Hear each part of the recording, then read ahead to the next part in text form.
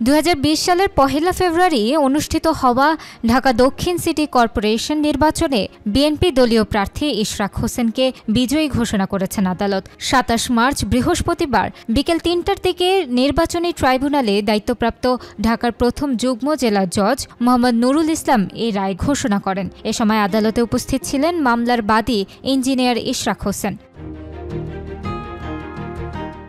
রায়ে 2020 সালের 1 ফেব্রুয়ারি অনুষ্ঠিত হওয়া ডিএসসিসি নির্বাচনকে অবৈধ ঘোষণা করেন আদালত। পাশাপাশি ফলাফলের গ্যাজেট বাতিল ও আগের মেয়র ফজলে নূর তাপসকে অবৈধ বলে রায় দেন আদালত। রায় ঘোষণার পর ইশরাক হোসেন বলেন, সেই নির্বাচনে কারচুপির মাধ্যমে ভোট জালিয়াতি হয়েছিল।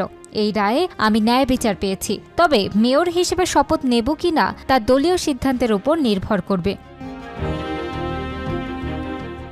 এর আগে 2020 সালের মার্চে ডিএসসিসি নির্বাচনে কারচুপির অভিযোগ তুলে ফল বাতিল ও পুনরায় ভোটের দাবিতে মামলা করেন বিএনপি দলীয় প্রার্থী ইশরাক হোসেন। মামলায় তৎকালীন প্রধান নির্বাচন commissioner KM Nurul Huda, returning কর্মকর্তা মোহাম্মদ আবুল কাশেম ও দক্ষিণ সিটি কর্পোরেশনের সাবেক মেয়র ব্যারিস্টার শেখ ফজলে নূর তাপস সহ 8 জনকে বিবাদী করা হয়েছিল।